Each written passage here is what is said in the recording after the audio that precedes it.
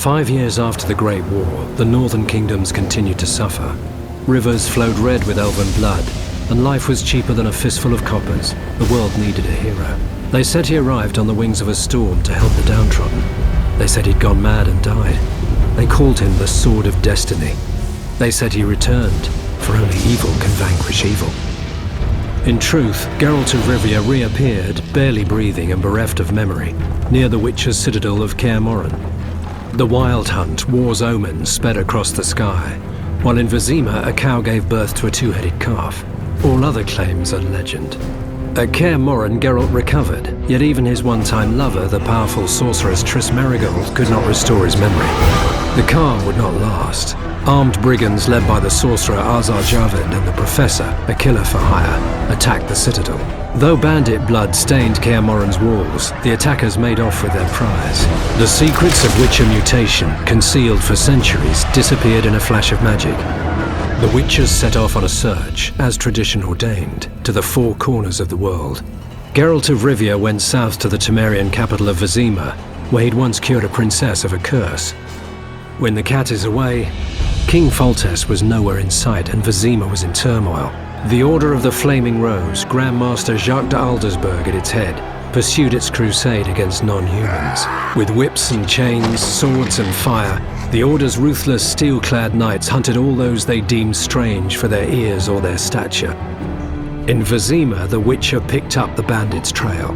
He learned they were members of Salamandra, a secret criminal guild. Brutal in their methods, they dealt in fisstech, murder, and extortion. Geralt didn't know these were means to a darker goal. As the Witcher hunted Salamandra, he was drawn into the conflict between the Scoia'tael rebels and the Order of the Flaming Rose. The two sides finally clashed in the swamp near Vizima. Knights of the Order and Scoia'tael fought a bloody battle, while Geralt faced Azar Javed and the Professor. The mage felled Geralt with powerful spells, leaving him as fodder for swamp monsters. Triss saved the Witcher's life. He recovered under her nurturing hand. She introduced him to powerful politicians and influential merchant guildsmen. The mood in the city was tense. Confined to ghettos, non-humans spoke openly of mutiny. There was no sign of the king. Geralt found allies for his struggle against Salamandra. The Witcher resumed his hunt. He destroyed Salamandra's secret fisstech factories and killed the professor. The Witcher found Azar Javed's hideout. This time Geralt was prepared, and no spells the renegade mage threw at him could stop his sword. Yet the stolen Witcher's secrets were in the hands of another, Jacques de Aldersberg, Grand Master of the Order. Provoked by the knights, non-humans rebelled. De Aldersberg responded, releasing his greater brothers, the horrific result of his experiments with the Witcher's mutagens. Vizima was in flames and dying. Enter Foltest and his army. The king summoned the Witcher and demanded the head of the Grand Master, a monster in human form and a usurper. The Witcher set out in search of Jacques de Aldersberg and the stolen Witcher's secrets.